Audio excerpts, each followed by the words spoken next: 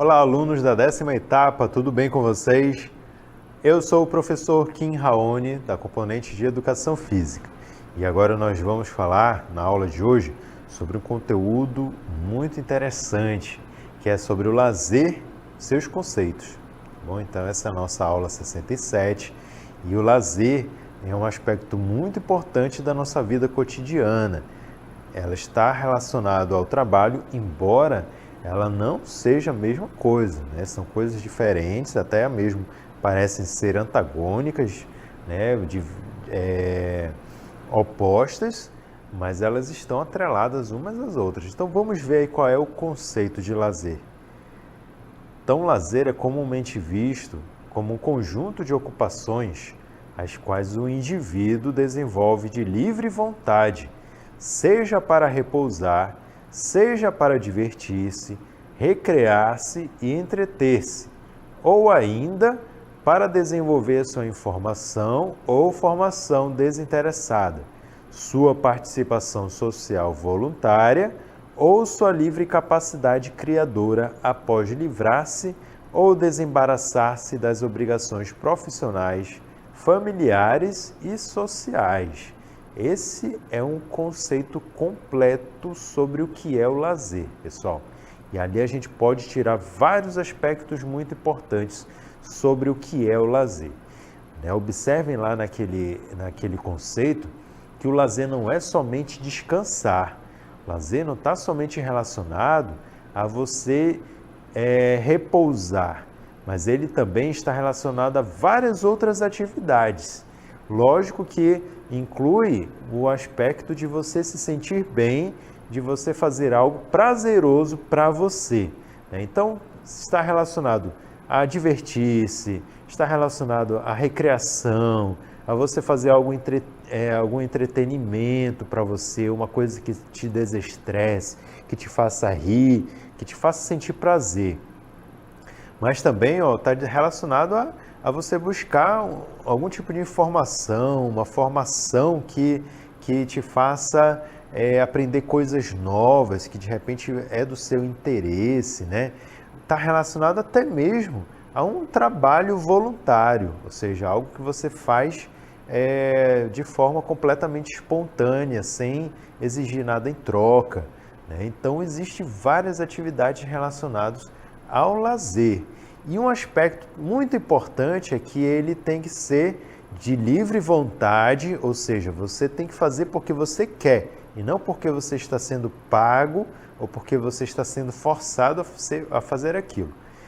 E outro aspecto também muito importante do lazer é que ele só pode ser feito no seu tempo livre, ou seja, quando você não tem mais nenhuma obrigação profissional, nenhuma obrigação familiar, nem social. Tá? Então, não é somente quando você está fora do seu trabalho. Está relacionado também quando você não está mais fazendo as suas obrigações familiares, por exemplo, cuidar dos filhos, preparar comida, limpar a casa, né? Quando você se livra também desses aspectos, tem aquele seu tempo só para você, que você não precisa dar atenção para filhos, para os pais, para vizinhos, né? Então aí você é aquele tempo só para você mesmo. Aí esse tempo é o seu tempo livre e aí que você pode desenvolver o seu lazer.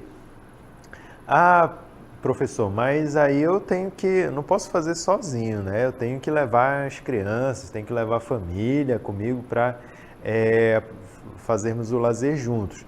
Isso, aí é outra coisa, tá bom? Aí é você usar o lazer para aproveitar todo mundo junto. Mas aquela parte que você tem que cuidar das crianças, tem que preparar comida, dar banho, isso daí são obrigações familiares, né? Aí não está relacionado ao seu tempo livre. É aquele tempo mesmo para aproveitar fazendo outras atividades. E aí, esse conceito de lazer, ele não é uma coisa que surgiu tão recente assim. O conceito completo, da forma como nós entendemos hoje, ele é recente, mas há muito tempo atrás, alguns povos já começavam a pensar em como aproveitar esse tempo livre. Então, tudo começou também lá com os hebreus, onde eles já pensavam numa data na semana para que todos pudessem descansar, né? Então existia o Sabate, que era o dia do sábado, que era decretado o dia do descanso para todos, inclusive escravos, não podia ninguém trabalhar, não podia ninguém fazer nada, tá? Porque era um dia para todo mundo descansar. A prática esportiva era considerada coisa pagã, porque era associada aos costumes dos gregos, então eles abominavam práticas esportivas. Mas aí eles podiam praticar atividades como manejo de arco e flecha, de funda, equitação, né, andar de cavalo e também alguns jogos tradicionais e com música também. Outro povo que também tinha uma certa noção sobre a importância do tempo livre, de aproveitar este momento, era a Grécia Antiga. E lá eles criaram o conceito de ócio criativo, né? Ou seja, na polis, na cidade, era comum haver apresentações teatrais nos finais de semana, né? E as pessoas que tinham tempo livre iam lá assistir, apreciar, né, apresentações teatrais, musicais e de poesia. As pessoas poderiam também assistir a competições esportivas nos estádios, praticar exercício nas palestras, que eram as academias antigas daquela época, né, eram chamadas de palestras. Podiam nadar nas piscinas térmicas que eles criavam, refrescar-se e receber massagem nas casas de banho, para discutir ideias. Aquele pessoal que não era muito adepto à prática de atividade física, eles iam para um lugar chamado ágora, que eram ambientes parecidos com templos, né, com espaços públicos fechados, onde iam lá os pensadores, os filósofos, os políticos, eles iam ali para defender ideias, discutir argumentos, fazer estudos, né? Então, era um lugar onde o pessoal fazia a parte mais intelectual, certo? Então, tudo isso, essa parte relacionada o que não era relacionado ao trabalho, né? Trabalho mais físico, trabalho forçado, trabalho pago, profissional, isso daí era o que eles chamavam de ócio criativo. Não eram todos que tinham condições de fazer isso, eram somente os cidadãos, né, da Grécia Antiga, quem era considerado cidadão. Lembrando que mulheres, crianças e idosos não eram considerados cidadãos, eles eram excluídos da sociedade, então não podiam participar dessas atividades aí não. Já na zona rural, os gregos praticavam a caça esportiva, os jogos, lançamento de dardos e natação nos seus tempos livres. Aí o Império Romano, que era quase na mesma época, aproveitou um pouco dessa cultura do ócio criativo, né, dos gregos, mas fez um aprimoramento. Então eles tinham a cultura do divertimento e da festa. Eles faziam verdadeiras festonas lá, principalmente os ricos, né? Regada muita comida, danças. Eles também criaram ambientes de teatros para apresentações. Criaram o circo, onde primeiramente havia apresentações, né, de malabaristas, dentre várias outras programações, e mais tarde começou a ser utilizado para ter luta de gladiadores, lutas muito sangrentas, né? E também execuções de pessoas que eram perseguidas, como os cristãos, né? E aí começou a se tornar coisas muito violentas lá nesse circo. Existiam também as palestras, que eram lugares para a prática de atividades físicas, sendo que eles não tinham os mesmos costumes de praticar nus, como os gregos, né? Mas eles também faziam lá ginástica e algumas práticas de luta. E também tinham as termas e casas de banho, que eram lugares onde tinham piscinas com água aquecida para eles para eles ficarem ali só relaxando na água quente, se desestressando, né? Bom, aí passado muito tempo depois, com o advento da Revolução Industrial, surgiu o lazer conforme o pensamento da sociedade capitalista. E aí, nesse novo modelo de sociedade, a indústria cultural se apropriou do lazer, tornando um instrumento de alienação. Então a indústria cultural começou a ver uma oportunidade de ganhar muito dinheiro utilizando o lazer. E aí começou a criar, por exemplo, parque de diversões, começou a criar cinemas dentro de shopping centers, parque de diversão dentro dos shopping centers, lugares onde as pessoas teriam que pagar para poder aproveitar aquelas brincadeiras, né? Nada mais era público. E assim a indústria começou a aproveitar dessas coisas, né? Oferecendo esses serviços para poder lucrar com o dinheiro das pessoas. Mas qual é o problema disso, né? Não é que exista um grande problema nisso. Lógico, todo mundo é livre para buscar uma fonte de renda, mas devemos lembrar que o lazer, ele é um direito de todos nós. Então, portanto, a gente tem que reivindicar também condições de usufruir do nosso lazer em espaços públicos. Então, a gente não pode ser colocados, aprisionados numa condição de ter lazer somente de forma privada, onde a gente tem que pagar pelo lazer. A gente também merece, a gente tem direito a usufruir do nosso lazer em espaços públicos. Bom, e aí, como eu falei, o lazer ele tem 3 características muito importantes, que sem uma delas, não tem como a gente qualificar como lazer. Uma é o tempo livre. Para você ter um lazer de qualidade, você precisa estar desobrigado das suas funções profissionais, familiares e sociais. Então, tempo livre é aquele tempo que você realmente está livre dessas obrigações e você pode desenvolver atividades diversas, sendo que essas atividades elas têm que ter um caráter espontâneo. Aí entra a questão da atitude, de você estar consciente dessas atividades, de você fazer porque você gosta, porque você está querendo aproveitar o seu tempo livre daquela maneira.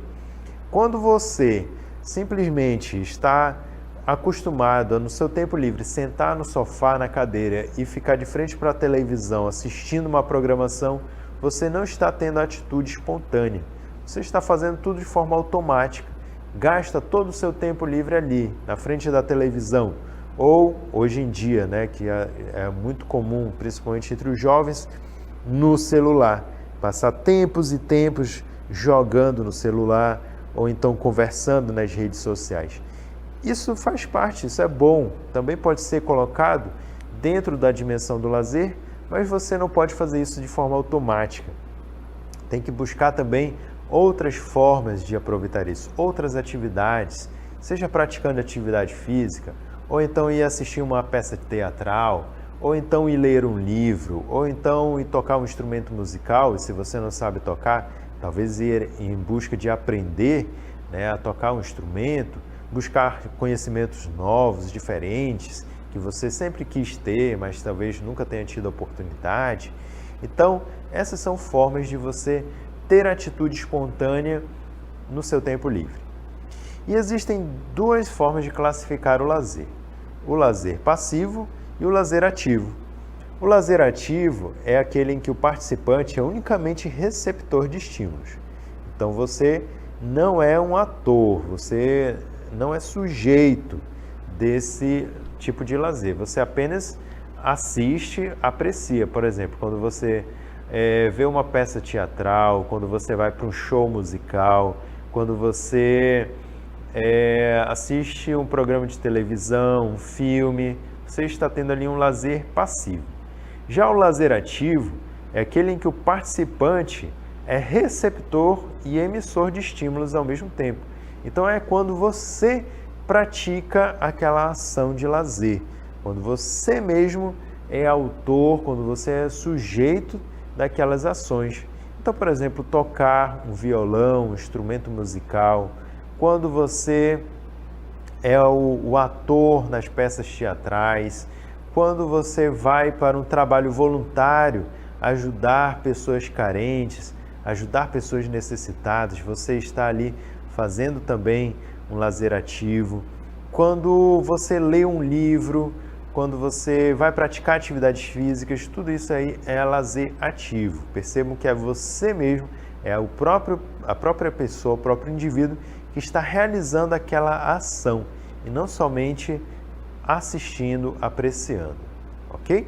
Então essas são as duas diferenças de lazer ativo e passivo. O ideal é que as pessoas saibam equilibrar os dois, fazer um pouco de ativo e um pouco de passivo em cada tempo livre que tiver, ok? Então agora vamos para a nossa DLI praticar os nossos conhecimentos.